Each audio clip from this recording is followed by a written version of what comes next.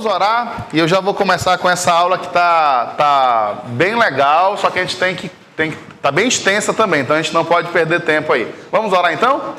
Pai, muito obrigado por esse momento, por essa aula, eu te agradeço, Senhor, por esse curso, por essas semanas de aprendizado. Obrigado pela tua palavra que nos ensina, que nos guia. Abençoa hoje, Pai, a nossa aula, nos dá entendimento, abre a nossa mente para aprender mais de Ti. E conseguir então entender o passo a passo na medida que o Senhor for revelando a nós nesse momento. Obrigado por esse tempo, em nome de Jesus, amém. Vá lá no fundo da sua apostila, no final, e aí eu só vou passar aqui para você as avaliações aqui, os pontos, porque semana que vem já vai ser o teste, né? Semana que vem, então, não vai ter conteúdo, só vai ser o teste. Então, só para você já vir preparado com esses pontos aqui, ó. Apostilas preenchidas, ou seja, você traz, então, todas as suas apostilas aí, da aula 1 a 6, preenchidas, tá? Mas, poxa, esqueci uma. Aí você não vai ganhar esse ponto. Mas faltou uma palavra, também não vai ganhar. Então, se organize para você preencher tudo. É o requisito, então você cumpre essa parte aí, ó. Pega essa semana aquilo que faltou, fale comigo se precisar, mas traga todas as apostilas preenchidas, então vai valer um ponto. Presença, mesma coisa, todas as presenças um ponto, uma falta já... a menos que seja por ministério, e é uma só justificada, tá? Viagem, a doença, não abona aí essa falta aí. Porque se abrir a regra para um caso, vai ter que abrir para todos, e nós temos aí isso bem definido. Tarefas, 3 pontos. Qual é a tarefa do curso? Ler Apocalipse. Então você que está lendo aí semanalmente, só vai faltar o 21 e 22. Você que está atrasado aí um pouquinho, corra essa semana, mas não leia correndo, voando assim. Leia com calma para você aprender e entender melhor isso aí. E a prova, 5 pontos. Prova fácil, para você tirar o 10, né? Ou 5 da prova, pelo menos. Então, muito bem, vamos aqui para a nossa aula de hoje. Não vai fazer a correção? Na prova? Sim, a gente faz a correção na hora lá. Essa última da semana passada, você não vai dar a resposta? Da última? A tarefa ficou 2. Ficou faltando aqui que não deu tempo, daí nós tínhamos que fazer em casa. Vocês fizeram? Não, então pronto. Se fez, está feito. Se dá certo. Não tem como errar. Eu fiz isso aí, é bem tipo, é claro que vai ser aquilo ali. Então, se você fez, tá ok. É que a minha preenchida da semana passada já tá no meu arquivo. Já tá no meu arquivo, tipo, na minha sala, entendeu? Não fico com papel, senão eu fico cheio de papel velho aqui. Mas eu confio em você. Eu fiz essa tarefa eu fiz mesmo, então ela tá bem simples aí. Então, o primeiro assunto hoje, eu coloquei essa linha do tempo, justamente para você entender agora, então, que a nossa aula hoje, ela vai, na verdade, pegar a parte final aí dessa parte escatológica. Então, nós estamos nessa linha do tempo, depois da volta triunfal de Jesus. Então, essa volta triunfal é aquela então que todo olho verá. Essa é a volta triunfal que todo olho verá. Diferente então do arrebatamento que nós entendemos que vai ser da igreja. Então, essa volta triunfal é aquela que todo olho verá. Então, vai se iniciar o milênio. Milênio, né? Vamos tentar entender aí, né? Vamos entender um pouco mais sobre esse milênio. A Bíblia fala desse milênio numa única parte da Bíblia, que é Apocalipse 20. Então eu vou ler para você aqui, tem na sua apostila, e depois nós vamos debater um pouquinho, explicando que existem algumas linhas, assim como no livro todo de Apocalipse. Você percebeu que existem várias linhas doutrinárias, percebeu isso aí? para tribulação, e agora para o milênio também vai existir, para arrebatamento. Então, tudo isso são linhas que os teólogos criaram, e nós geralmente estamos inseridos em um desses pontos. Então, vamos entender um pouquinho mais sobre esse milênio. Quem aqui nunca ouviu falar do milênio? Milênio. O que é milênio, né? Tá, tem algumas pessoas. Então, não precisa abrir a Bíblia, que tem aqui na apostila Apocalipse 20, do 1 ao 7. Então, do 1 ao 6. Acompanhe só comigo a leitura aí. Vi descer do céu um anjo que trazia na mão a chave do abismo e uma grande corrente.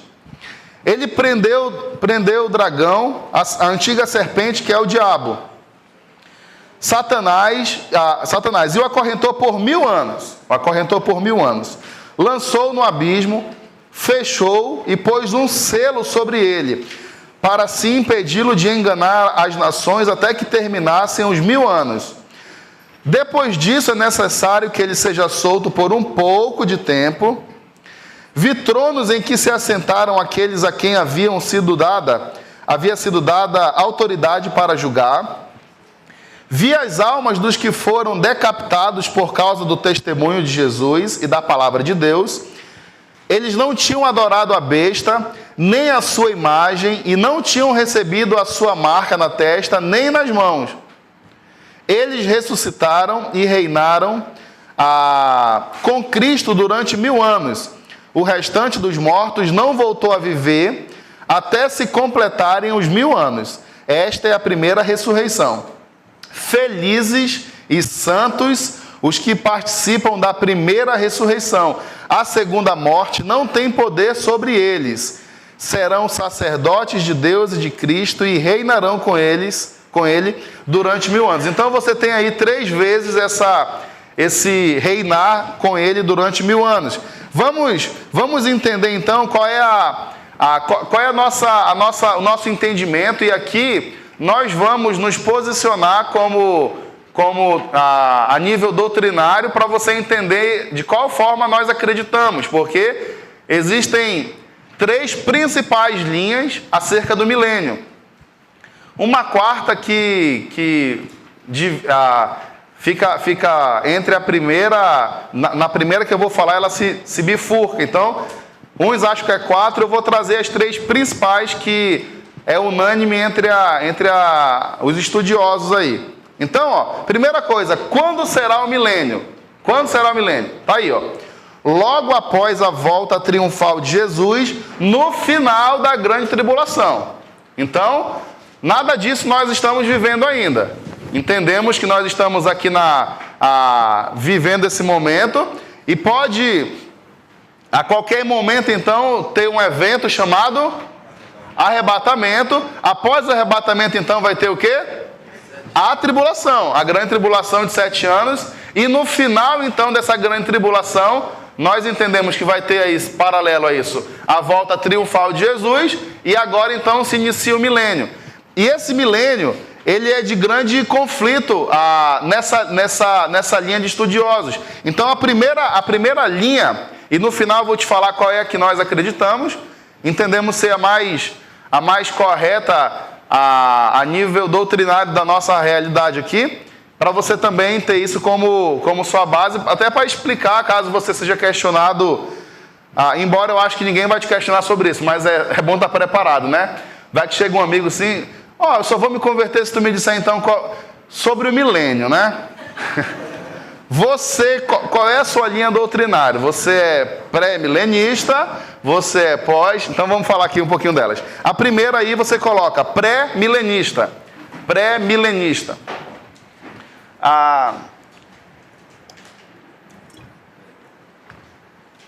O que é o pré-milenista?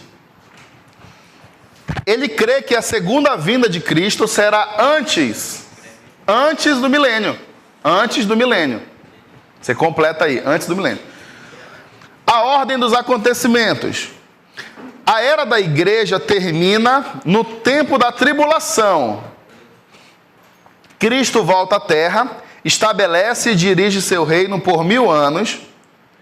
Ocorre então a ressurreição e os juízos dos não salvos, depois vem a eternidade. O método de interpretação segue o método de interpretação normal, literal, e aqui uma coisa fica clara no pré-milenista, para o pré-milenista, né? Que Apocalipse 20 é literal. Então, grave isso aí. Apocalipse 20, para o pré-milenista, ele é literal. Tudo que está ali vai acontecer daquela forma. Então, esse é o resumo aí do pré-milenista. Ele vai crer, então, que a segunda vinda será antes do milênio. Diferente do pós-milenista, que é a segunda linha aí. Pós-milenista. A segunda vinda de Cristo se dará depois do milênio. Depois do milênio. E aqui no pós-milenista,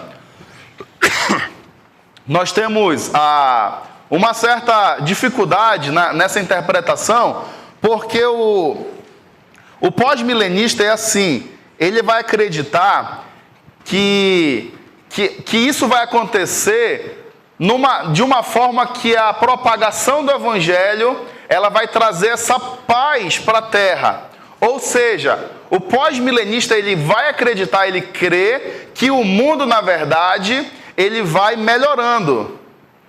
O que nós entendemos biblicamente que isso não vai acontecer. Nós entendemos claramente, a Bíblia fala com muita clareza sobre isso, que o mundo, na verdade, ele jaz na mão de quem? Do maligno. Então, a tendência do ser humano, a tendência do mundo é ir de mal a pior. Embora nós, como cristãos, nós precisamos continuar dando bom testemunho, continuar nessa ascensão, crescendo com Deus, não se corrompendo, mas a estrutura geral do mundo é essa. E nós temos isso bem desenhado na nossa sociedade. A gente vê isso nessas operações, a gente vê isso na Lava Jato, a gente vê aí essa semana, acho que é o dono de uma grande automobilística que vai ser preso, tá para ser preso. Então, nós temos, na verdade, o mundo em degradação, de mal a pior. Então, nós temos isso bem claramente. Inclusive, eu passei por uma experiência essa semana aí, né? Semana, na verdade, retrasada, eu acho. Eu fui no mercado comprar uma carne, né? A Raiz ia fazer uma lasanha. Olha, quem gosta de lasanha aí? Aí, fui comprar eu cheguei lá com a moça, falei, moça, queria 1 quilo de picadinho. Já comecei errado, né? Que picadinho é só lá em Manaus. Você conhece picadinho? Não, conhece carne moída, né? É a mesma coisa, ó. Aí eu cheguei, moço, veio aí 1 quilo de carne moída, tá? Ele falou primeira ou de segunda? Eu falei de primeira, porque vai ser uma lasanha top, né? Rapaz, o cara colocou 1 quilo de carne moída e era mais ou menos R$19 lá na tabela. Quando veio o preço, 11 pila, olha. Aí eu falei, opa, olha a benção aí, né? Peguei um desconto, cliente Clube Fato, né? Não tô brincando, nem sei se era isso. Cara, eu li lá, tava lá, carne moída de segunda. Só que era de primeira carne. E aí eu falei, né? Na hora vem você fica naquela balança, né? Ó, aí vem um anjinho, né? Olha aí, ó. Aí vem o diabinho, né? Né? Que eu faço, né? Será que eu aceito essa bênção disfarçada, né? Eu falei, até doido, eu só ando com camisa da igreja, né? E não por isso, porque não cabe pra mim, não, sei lá, nem consigo entender essa ideia. Eu falei, moço, tá errado isso aqui. Eu pedi do senhor carne de primeira e tá aqui carne de segunda, olha. Ele não falou nada, mas ele deu uma olhada assim, tipo, deixa de ser besta, entendeu? Tô querendo te ajudar aí, jovem. E na verdade, esse é o mundo que nós estamos inseridos. E você vai ver isso em diversos departamentos. Talvez você já tenha, falhado nisso aí. De te darem um troco errado. Olha, só pode ser teste comigo, porque isso acontece muito comigo. Mulher, eu dou lá R$50, é para devolver tipo 40, ela devolve 60. Aí eu olho assim, né? E ela eu falei, acho que ela esqueceu, né? Só que, na verdade, eu vejo que é Deus aí dando oportunidade de dar um testemunho, de falar, moça, você deu errado o troco aqui, ó. Então nós precisamos sim manter a nossa postura como cristão e não se corromper com esse mundo. Mas no geral, de forma geral, o mundo está de mal a pior. Porque quem governa o mundo hoje é o diabo. Não é Deus que governa com a autoridade que você vai ver, por exemplo, no milênio, vai ser a autoridade de Jesus.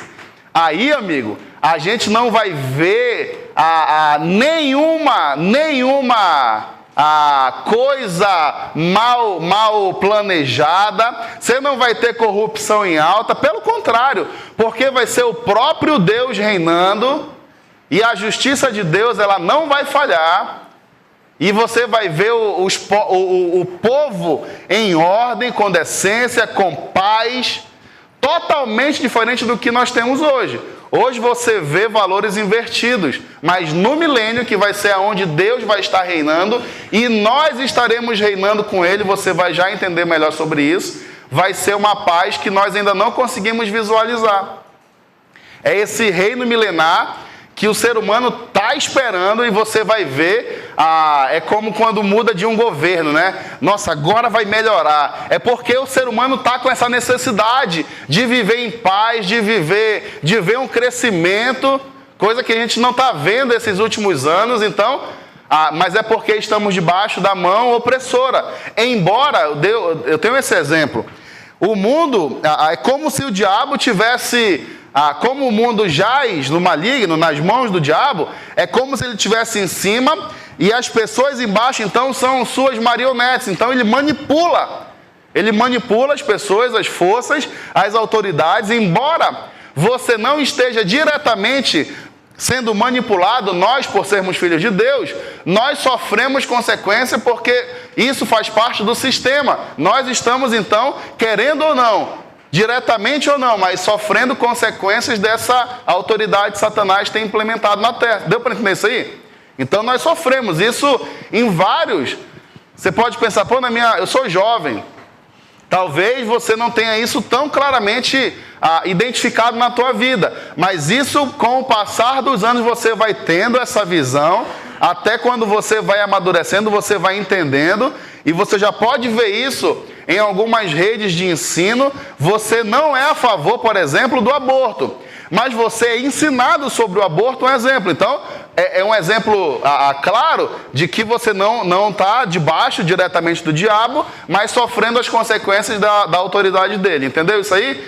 Então, o pós-milenista, ele crê que, na verdade, o mundo vai melhorar. E nós entendemos que não, o mundo não vai melhorar. É daí para pior. E o que é que nos baseia biblicamente? 2 Timóteo 3:1, você pode até anotar, não está aí. 2 Timóteo 3:1 fala assim, nos últimos tempos, ou seja, nós estamos vivendo esse momento, serão dias terríveis. E aí a Bíblia fala uma lista. Os homens serão, 2 pontos, aí vem avarento, presunçoso, arrogantes, mais amantes de si do que da própria família, apegado a vinho, a dinheiro, sem amor, intolerante, e é o que nós estamos vivendo hoje. É ou não é? É o perfil perfeito. Então, é um sinal de que nos últimos, se fosse o contrário, estaria lá. Nos últimos dias serão os dias incríveis. Os homens serão mais amorosos, mais pacientes, mais honestos, mas a Bíblia não fala dessa forma. Então nós temos dificuldade no pós-milenista, senão vou perder aqui. E aí nós entendemos dessa forma que não vai ser assim, vai ser de mal a pior. Eu estou com um negócio aqui, tá? Uma amidalite, então eu tenho que estar me hidratando.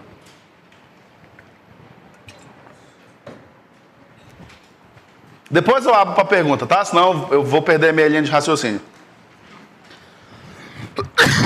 Terceira linha aqui é o amilenista. Amilenista. Então, qual é a primeira? Pré-milenista. Segundo, pós. E agora o amilenista. Então, o amilenista... ali, sobre o pós, só para você não perder esse texto aí, a segunda vinda de Cristo se dará depois do milênio, ou seja, vai ter o milênio primeiro e depois a volta triunfal de Jesus. Nós não entendemos dessa forma. Ordem dos acontecimentos, a parte final da igreja é o milênio, que será uma época de paz e abundância, promovida pelos esforços da igreja. Depois disso, Cristo virá, haverá ressurreição e depois o juízo e eternidade. O método, amplamente espiritualizado aqui no que tange a profecia, Apocalipse 20, todavia, será cumprido num reino terreno estabelecido pelos esforços da igreja. Então, nós não entendemos dessa forma. O amilenista é assim, a segunda vinda de Cristo se dará no fim da época da igreja e não existe um milênio na terra. O amilenista é aqui, gente. Ele é todas essas linhas, elas são bem fortes na teologia. Você vai ver homens de Deus que creem de uma forma, você vai ver homens de Deus que creem de outra forma. Então, todas elas você vai ver homens tementes a Deus que se defendem uma posição ou outra. Isso, na verdade, essa doutrina, ela vai puxar, na verdade, sobre arrebatamento. Então, se alguém pensa ao contrário sobre o arrebatamento, vai pensar ao contrário sobre esse período do milênio. Então, você não vai ter linhas diferentes pensando iguais. Então, quem crê que o arrebatamento vai ser um evento só, você vai ver que ele vai destoar de algum desses aqui. Então, só para que você entenda que existem homens de Deus que pensam de diversas formas. E, no final, nós vamos, então, passar para você qual é a nossa ideia mais correta, mais fácil de interpretar no nosso ponto de vista. O amilenista, então, ele crê, na verdade, que o milênio, algo assim que destaca o amilenista, que o milênio não é literal. Milênio, então, é uma analogia. Na verdade, o milênio é só simbólico, assim como boa parte do Apocalipse é simbólico, são metáforas, e você vai ter isso nessa doutrina do amilenista. E ele crê também que, na verdade, o milênio já começou lá na morte de Jesus. Então, depois da vida e morte de Jesus, nós já estamos, então, vivendo esse milênio, que, na verdade, já passa de 1000 anos, né? Que já tem mais de 2000 aí que Jesus esteve na Terra. Então, ele vem trazendo essa ideia de que os mortos que morreram com Jesus, eles estão reinando no céu, e nós que estamos na terra, estamos reinando aqui de uma forma que você, quando evangeliza, quando implementa o reino de alguma forma, quando você está em obediência a Deus, você está então reinando com Deus, e essa é a visão do amilenista. O que também nós temos dificuldade, porque, não sei se você percebeu, a nossa linha vai ser a primeira, pré-milenista. Para a gente, o milênio, ele é literal. E nós vamos entender isso biblicamente mais na frente.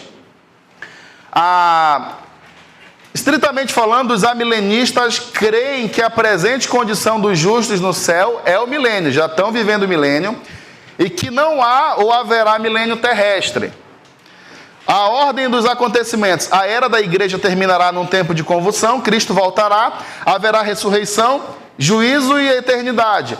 E o método, a interpretação amilenista, espiritualiza as promessas feitas a Israel como nação, dizendo que são cumpridas na igreja. De acordo com esse ponto de vista, Apocalipse 20 descreve, e o que eu falei, que na verdade está entre a primeira e a segunda vinda de Jesus, é esse milênio no ponto de vista do amilenista.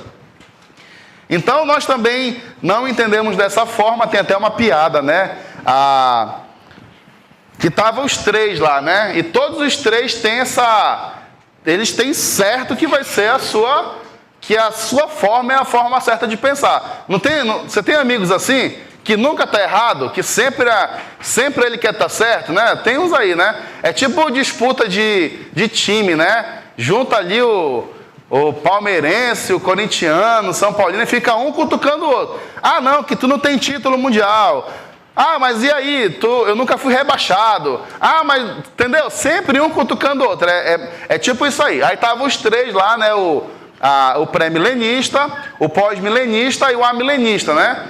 Porque assim, ó, o esqueleto geral não vai mudar.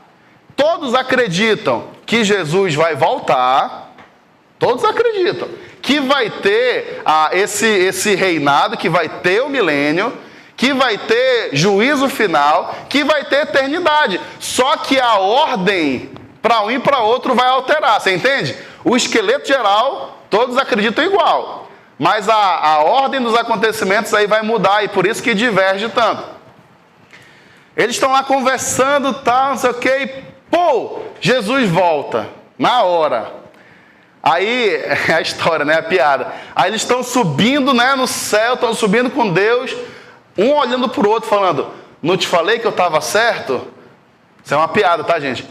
Porque, na verdade, todos acreditam que é da forma que ele está pensando, enquanto o outro também. Então, todos olham para cada um fala para o outro, não te falei que eu estava certo? Não te falei. Só que a ordem dos acontecimentos altera, e isso que causa divisão. Então, para nós, não vai haver essa divisão, esse conflito de ideia. O que nós entendemos é que nós, e eu quero passar isso para você de forma clara, é que nós entendemos que o pré-milenista é o que mais se aproxima da nossa ideia, é o que nós entendemos como doutrina, que a segunda vinda de Cristo será antes do milênio. E aí agora, existe algo que eu quero passar para você. É o que a Bíblia fala, não é da minha cabeça, não é coisa que eu estou inventando. A igreja reinará com Jesus. A igreja, fala aí para quem está do teu lado, a igreja, não, fala assim, você reinará com Jesus. Então aqui, ó. E essa linha pré-milenista, ela acredita assim, que Jesus então começa o seu milênio de Jerusalém para o restante do mundo. Então, ele começa o seu milênio de Jerusalém para o resto da humanidade. E aí, ó, eu quero que você vá ali para Apocalipse 20. Se você estiver com a sua Bíblia aí, abra. A partir do versículo 7, então. Vamos só falar aqui, ó, rapidinho. O objetivo do milênio. Tem na sua apostila aí. Exaltar a Cristo. Manifestar o reino de Deus na sua plenitude. Mostrar que os reinos deste mundo pertencem a Cristo, estabelecer a justiça e a paz na terra, fazer Israel ocupar toda a terra que lhe pertence e fazê-lo cabeça das nações. Então, nós temos na verdade agora, e você vai ver que existe uma característica do milênio. Quem vai estar preso aí? Aqui, ó. Nós lemos aqui Apocalipse 20. Ele prendeu o dragão, a antiga serpente, que é o diabo, e acorrentou por 1000 anos. E aí tem até uma outra linha que pensa assim, mas acorrentou o diabo, mas na verdade tem os demônios dele. Você talvez ouça isso aí. E faz sentido em certo ponto. Mas o que a gente consegue confrontar nesse bom sentido é que, na verdade, o nível de operação de Satanás vai ser anulado por Deus, logo os seus capangas também vão perder esse poder. Então, nós entendemos dessa forma, Satanás preso, o chefe preso, os seus capangas então perdem a sua autonomia. E quem me garante também que eles não vão ser, espiritualmente falando, presos com Satanás? Eu não sei. O mundo espiritual, ele passa do nosso entendimento. Talvez não consigamos entender. Mas nós entendemos que, na verdade, ele vai estar preso. E aqui eu acho incrível que, na verdade, Deus está deixando claro, mais uma vez, que todo o poder pertence a ele. Ele prende o diabo. Lá no final você vê que ele solta o diabo. A autoridade, se existe alguma autoridade que o diabo tem, é porque Deus deu. É porque Deus dá essa autoridade para ele, ó, vai lá, tenta mais um pouquinho. Foi assim com Jó, não é assim? Foi assim com Jó, é assim que a gente vê. Ele não tem autonomia se não for dada por Deus. Então, nós temos aí, ó, versículo, deixa eu ver aqui rapidinho. 7, vamos lá para o versículo 7 aqui, para a gente entender um pouquinho mais.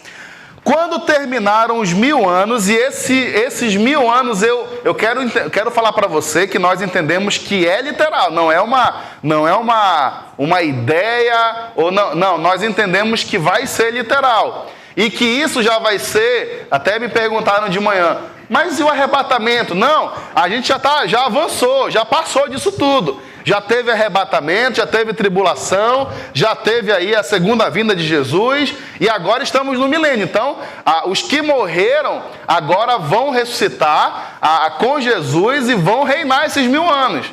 Quem já está no céu com Jesus vai estar então reinando com Ele. E aqui vai ser algo incrível, né? É aqui que eu vejo que Deus vai talvez colocar ali uns ministros não sei da onde, governador de tal estado, presidente. Então, você vai ter Deus e a sua autoridade estabelecida e sendo totalmente ativa no mundo nesse milênio, que vai ser na terra. O milênio é na terra, gente. Não vai ser... Na verdade, você vai ver hoje que tudo é na terra. O novo céu e a nova terra, na verdade a nova Jerusalém, às vezes eu pensava, né? Poxa, olha que legal, né? Eu vou subir, minha casa vai ser lá no céu. Na verdade, essa cidade ela vai descer. Como vai ser? Pergunta de Deus. Deus é poderoso para fazer isso aí. A cidade vai descer e vai se encaixar. Tem até as medidas e você vai saber qual vai ser a medida do céu. Olha, você vai sair daqui sabendo quanto que mede o céu que a gente vai viver, e você vai ver que vai ser um lugar incrível. Eu vou dar detalhes, eu quero logo chegar nessa parte aí. Mas antes aqui, então entenda, nós já passamos de todo esse acontecimento, arrebatamento, a tribulação, marca da besta, tudo isso o anticristo já passou. Agora é a rebelião final que nós estamos aí vendo. Vamos aqui, versículo 7. Quando terminarem os 1000 anos, Satanás será solto da sua prisão e sairá para enganar as nações que estão nos 4 cantos da terra, Gog e Magog, representada aí as 4 extremidades. De ponta a ponta do mundo, da terra, Satanás vai ser solto uma última vez, para ainda assim tentar enganar aqueles que não... Olha, eu vou te falar, viu? Deus tá deixando claro aqui que vai ter gente ainda que no final das contas vai ser teimoso, que não vai querer Deus, que vai estar com o coração tão endurecido, que vai virar as costas, e aí você vai ver que o diabo vai reunir um exército final. Essa é a cilada, essa é a estratégia dele. Isso aqui são pessoas que vão nascer nesse milênio, tá? Talvez a gente não tenha nem noção, vai ser parente nosso aí, sei lá de quantas gerações, mas são pessoas que vão estar endurecidas. E eu entendo uma coisa, nesse milênio, a Bíblia fala que, na verdade, eu vou voltar um pouquinho, vem comigo aqui, que sobre o anticristo. O que impede o anticristo de atuar na terra hoje? O Espírito Santo. O Espírito Santo. Então, quando tiver esse arrebatamento, entendemos então que o Espírito Santo sai da terra, e aí então o anticristo começa a sua ação. Você entende isso? Então, possivelmente, nesse milênio, vai ter o exército de Deus, e eu achei isso incrível quando eu li essa parte. Por isso que eu te falo, eu estou dando essa matéria, e eu tive eu acho até estranho falar isso, né? Uma revelação, né? Eu tive um entendimento que eu nunca tinha tido acerca desse episódio da escatologia. Que é isso aqui, ó. Eu vou terminar essa leitura e aí depois eu vou voltar, senão eu vou ficar falando em cada versículo, tá? Então, vamos aqui até o versículo 10 e aí depois eu falo algumas coisas. Tá aí, ó. Ele reúne, então, sairá para enganar as nações que estão nos 4 cantos da terra, Gog e Magog, a fim de reuni-las para a batalha. Seu número é como a areia do mar. Vai ser um exército grande. Não tem isso na Bíblia, tá? As nações marcharão por toda a superfície da terra e cercarão o acampamento dos santos, a cidade amada. Deixa eu continuar. Mas um fogo desceu do céu e as devorou. O diabo, que as enganava, foi lançado no lago de fogo, que arde com enxofre, onde já haviam sido lançados a besta e o falso profeta. Eles serão atormentados dia e noite para todo o sempre. Sabe o que eu acho incrível aqui? Tá vento aí? Pronto. Então aqui, ó, nós temos nesse milênio, Deus na sua autoridade exercendo poder. Quando ele libera Satanás para enganar o povo, que essa é a missão de Satanás, é enganar. Ele já sabe, gente, o diabo já sabe que ele já perdeu. Tipo o cara que chega lá no Rio, né, e fala, perdeu. Ele já sabe que já era, não tem jeito, não tem chance, zero chance. Então o que ele quer fazer, na verdade, é enganar o maior número de pessoas possíveis para levar para o seu reino. Essa é a estratégia dele, porque vitória ele não vai ter. Você entende isso aí? Isso conforta o meu coração. Nós estamos no time certo. Nós estamos do lado que é vencedor. Imagina você, né? Eu sou flamenguista, né? E aí, nossa, essa última rodada, será que vai? Será que não vai? Será que vai dar certo? Não, com Deus, o time de Deus não é assim. Nós seremos campeões e acabou. Entendeu isso aí? E não tem segundo lugar, não tem vice. O vice vai ser o diabo, seus capanga. E nós precisamos então batalhar por aqueles que nós não queremos que vá para lá, entendeu? Então é mais ou menos por aí. Nesse momento, Deus então reúne o seu povo. Presta atenção, a Bíblia fala que vai ter o acampamento dos santos. Essa foi a sacada que eu ainda nunca tinha tido. Vai existir nesse milênio, depois, no final do milênio, que é quando a serpente vai ser solta. Inclusive tem até uma piada, né? Tem uma linha dessas 3 aqui que acha que na verdade o diabo já tá preso.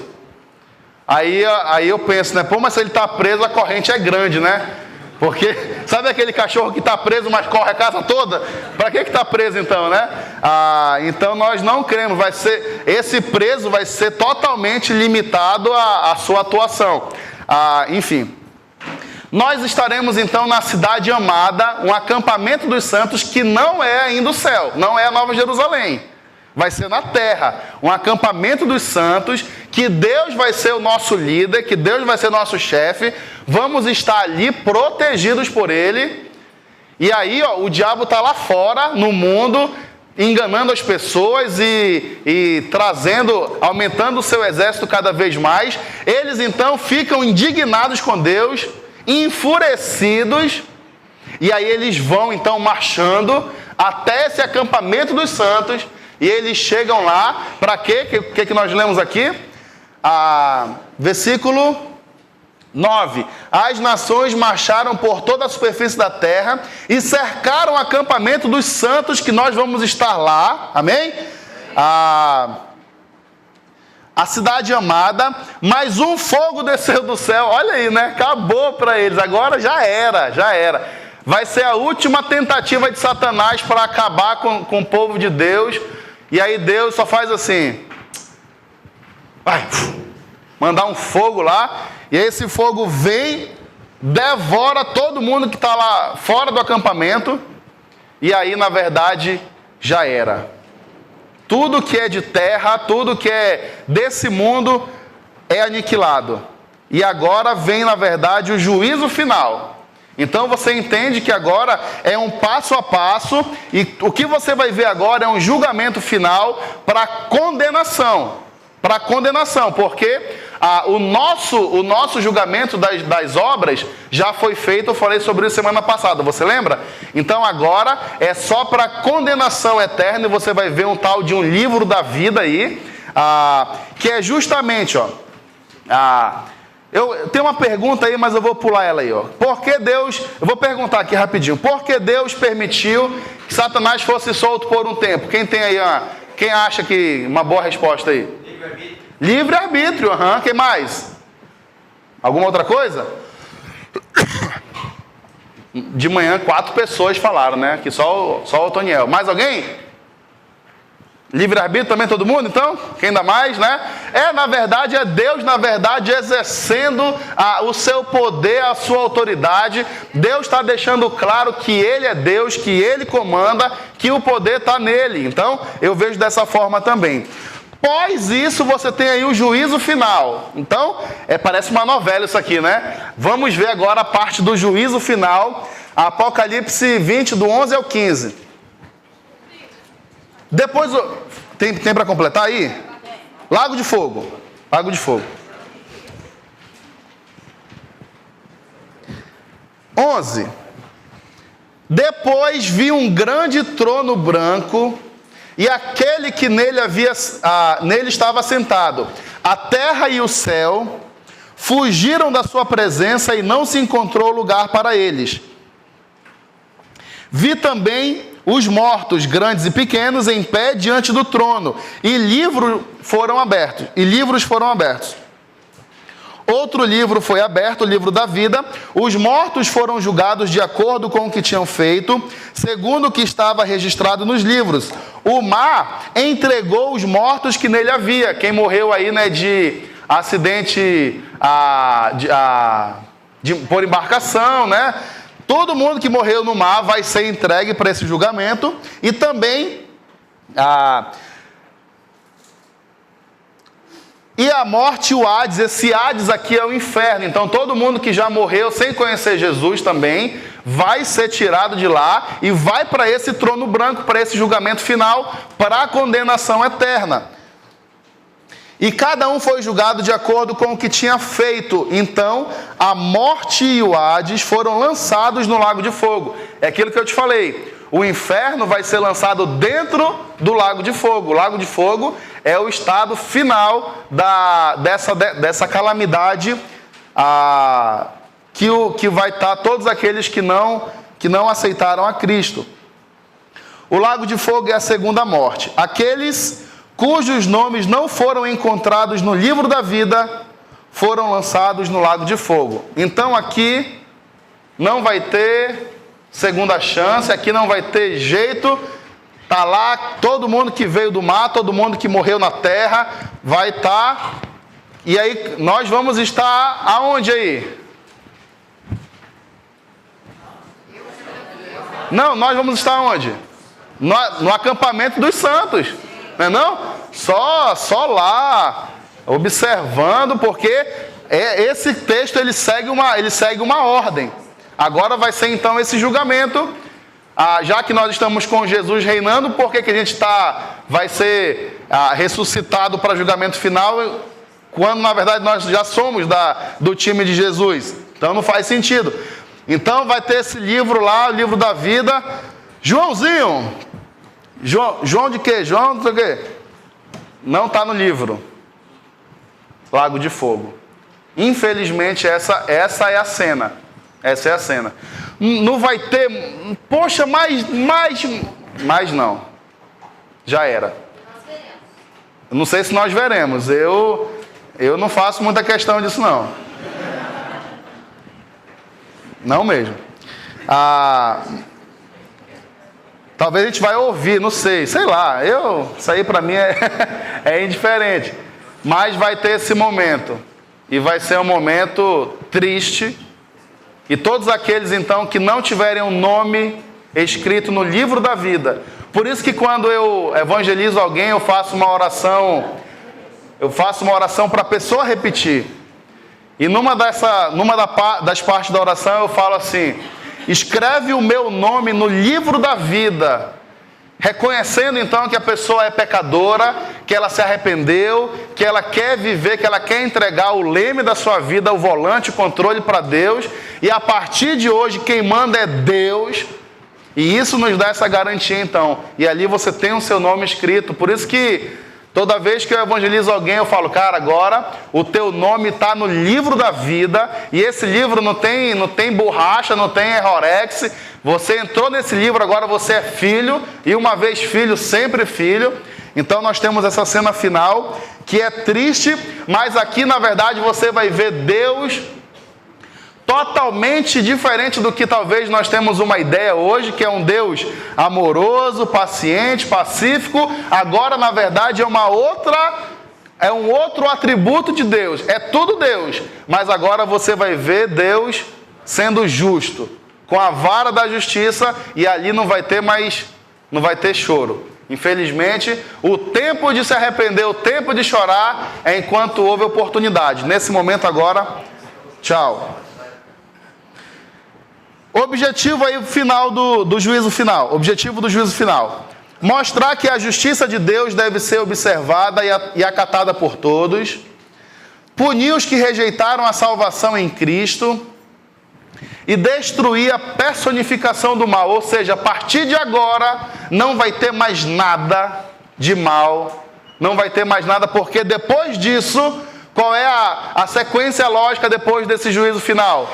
Agora é a Nova Jerusalém. Só complete esse versículo. Vocês não sabem que haveremos de julgar os anjos, quanto mais as coisas desta vida. Então nós entendemos claramente que nós vamos estar nesse milênio, então, reinando com Jesus. De qual forma? Exatamente nós não sabemos, mas vai haver essa parceria com Deus totalmente santo, justo, perfeito, e nós viveremos debaixo, então, nesse milênio, numa autoridade que você vai ver sendo exercida por alguém que tem uma liderança, que tem um pulso forte, que é Deus.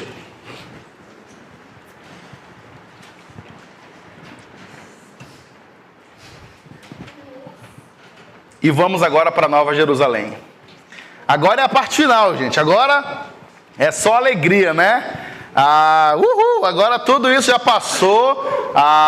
Você já teve todos esses episódios aí para trás, e agora então vai ser a Nova Jerusalém. Agora é com Deus para sempre, com os irmãos. Agora não tem mais choro, não tem mais inveja, não tem mais pecado, não tem mais mágoa, não tem mais ira. Quem quer jogar uma bolinha lá no céu, não vai ficar com raiva se você tomar uma caneta. Aí vai ser uma bênção, vai ser uma bênção. Apocalipse 21. Apocalipse 21. Vamos agora para Nova Jerusalém. Então preste atenção que agora é a nossa última parte da aula, tá? Então nós vamos tentar aqui trazer algumas características da Nova Jerusalém, alguns dados, algumas informações bem legais para você saber também. 21. Então vi novos céus e nova terra, pois o primeiro céu e a primeira terra tinham passado. É a que nós estamos vivendo hoje. Isso aqui vai passar.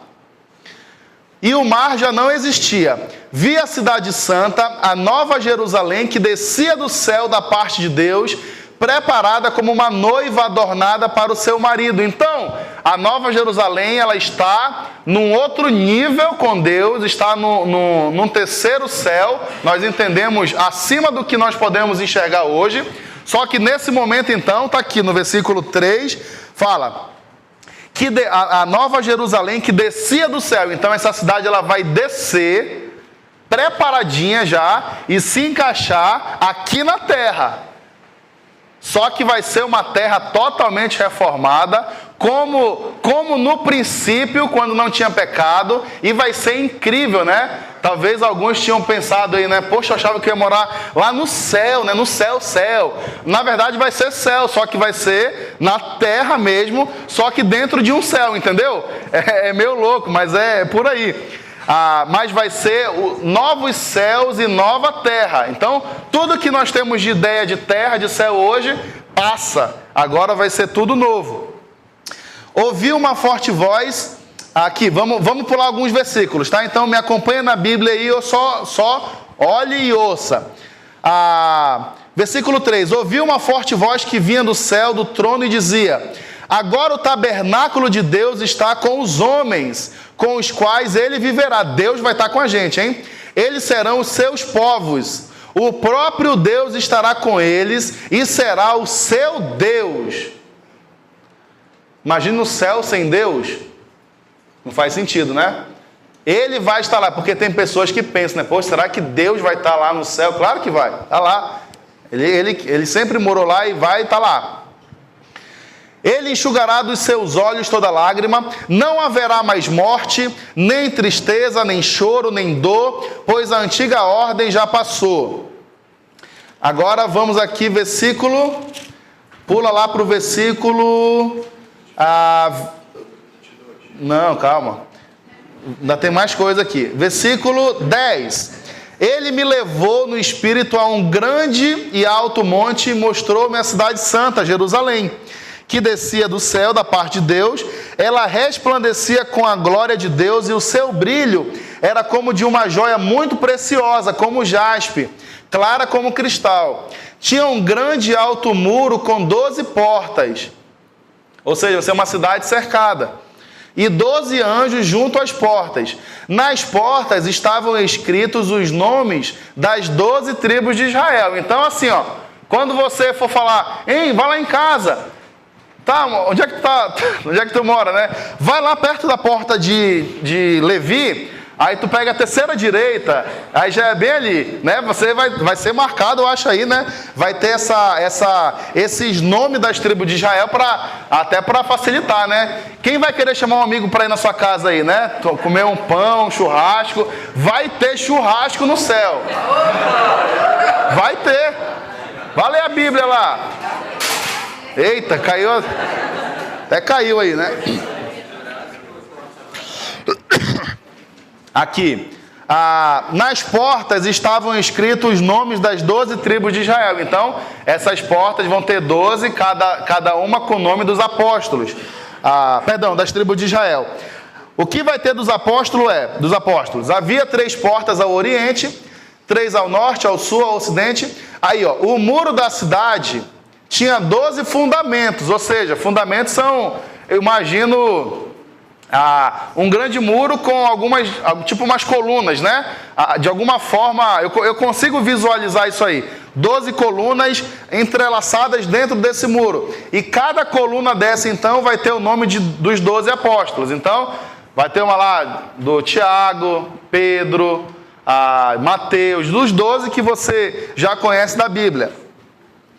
Agora, qual vai ser a medida do céu? Tá aí, ó, versículo 16. A cidade era quadrangular, de comprimento e largura iguais. Ele mediu a cidade com a vara, tinha 2.200 quilômetros. Então nós temos aqui, ó, 2.200 quilômetros para os 4 lados. Então você tem de comprimento, de largura, de altura. Então, ó, vai ter andares. Qual andar você vai morar? Olha que chique, né? Vai ter, porque você imagina 2.000 quilômetros para cima. Vai ter coisa acontecendo, vai ter esses departamentos aí. Vai ser incrível. Vai ter uma rua principal de ouro. Olha isso aqui, ó. Versículo 18. O muro era feito de jaspe e a cidade era de ouro puro, semelhante ao vidro puro. Versículo 21. As 12 portas eram 12 pérolas, cada porta feita de uma única pérola. A rua principal da cidade era de ouro puro, como vidro transparente. Detalhe para você agora no versículo 22. Não vi templo algum na cidade, pois o Senhor Deus Todo-Poderoso e o Cordeiro são o seu templo. Ou seja, não vai ter esse negócio de a igreja, né? Não, Deus é. Não vai ter mais esse templo. Deus é. Ele é tudo que nós precisamos. Isso vai ser incrível. Agora, outra curiosidade. A cidade não precisa de sol. Quem é o sol perto do esplendor de Deus, né, gente? Nem da lua para brilharem sobre ela, pois a glória de Deus a ilumina e o Cordeiro é a sua candeia. Eu acho isso incrível, né? Versículo 24. As nações andarão em sua luz e os reis da terra lhe trarão a sua glória. Suas portas jamais se fecharão de dia, pois ali não haverá noite. Ou seja, é só dia. Não vai ter noite, não vai ter escuridão. Não vai ter, você que gosta da noite aí, né? Não, você vai poder dormir de dia também, eu acho, né? Não sei. Não sei como é que vai ser, gente.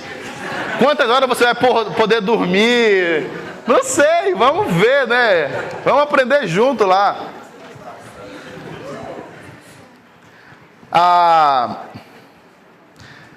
Nela jamais entrará algo impuro, nem ninguém que pratique o que é vergonhoso ou enganoso, mas unicamente aqueles cujos nomes estão escritos no livro da vida. E o capítulo 22, para finalizar alguns versículos também.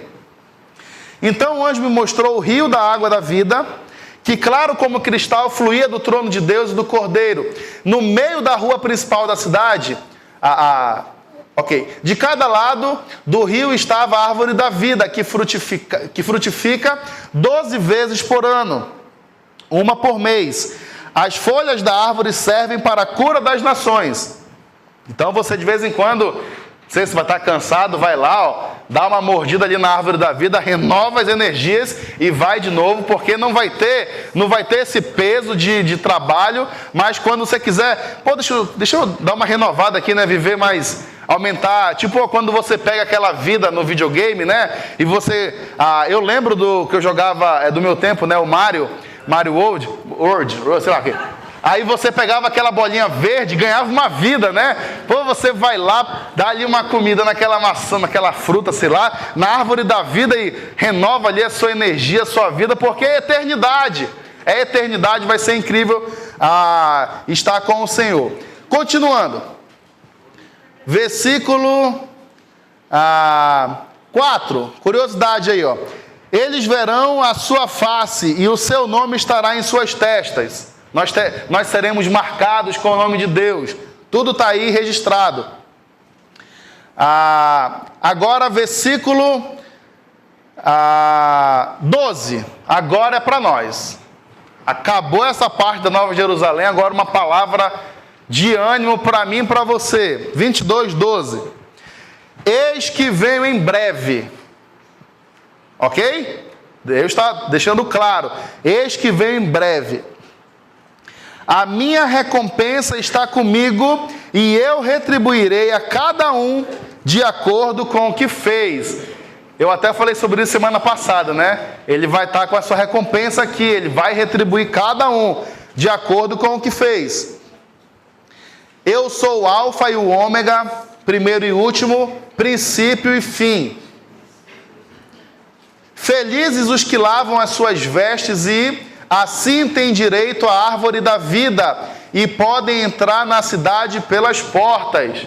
Não vai ter como pular o muro, não vai ter como dar um jeitinho, é pela porta que você vai entrar. E para finalizar, versículo 16. Eu, Jesus, enviei o meu anjo para dar a vocês este testemunho concernente às igrejas. Eu sou a raiz e o descendente de Davi, e a resplandecente estrela da manhã. O Espírito e a noiva somos nós, gente. O Espírito e a noiva dizem, vem. E todo aquele que ouvir, diga, vem. Quem tiver sede, venha, e quem quiser, beba de graça da água da vida. E o versículo 20. Aquele que dá testemunho destas coisas diz, sim, venho em breve. Amém. Vem, Senhor Jesus. Amém? Incrível isso aí. Olha, a graça do Senhor Jesus seja com todos. Amém. É tipo assim, né? O final do curso de Apocalipse, né? Que Deus aí abençoe sua vida de verdade. Que nós possamos... Faltou alguma coisa aí? Tá. Não falei, né? Isso aí você vai fazer em casa. Você vai ler Apocalipse 21 e 22 e vai marcando aí. Você quer vida fácil, né, gente? Na vida nada é fácil, tem um preço, né? Gente, eu queria fazer uma oração e agradecer a Deus pela sua vida, por esse curso, por essas aulas que você tenha calma no seu aprendizado. Se ficou alguma dúvida, não se preocupe, estude de novo e de novo. Viu só? Deus me mostrou coisa agora, gente. Eu dando aula para você. Então, você vai aprendendo também com o tempo, e Deus tem mais coisas para nos ensinar, e essa é a alegria de conhecer a Deus e a sua palavra. Oremos então. Senhor, muito obrigado por essas aulas, por essas semanas de aprendizado, pela tua palavra que nos dá essa direção, esse entendimento, por esse livro de Apocalipse, Pai, que nos dá tantas informações, algumas difíceis de interpretar, Senhor, mas nós queremos dizer que nós vamos viver pela fé, nós estamos consolidados em Ti, na Tua palavra, nós queremos Te obedecer e viver uma vida com o Senhor até o fim dos nossos dias nessa terra, para assim estarmos preparados para todo esse processo que está para acontecer, Senhor. Nós queremos dizer que nós Te amamos e queremos Te amar cada vez mais e mais. Não nos deixe estar acomodado com pecado, com situações ruins da nossa vida, que nós possamos estar a nos santificar cada vez mais e assim estar preparados para esse grande momento e evento. Obrigado, Senhor, por esse momento. Abençoa cada irmão que se dedicou nessas aulas para aprender, que o Senhor retribua dando discernimento e direção no seu estudo da palavra. Obrigado, em nome de Jesus. Amém. Deus abençoe.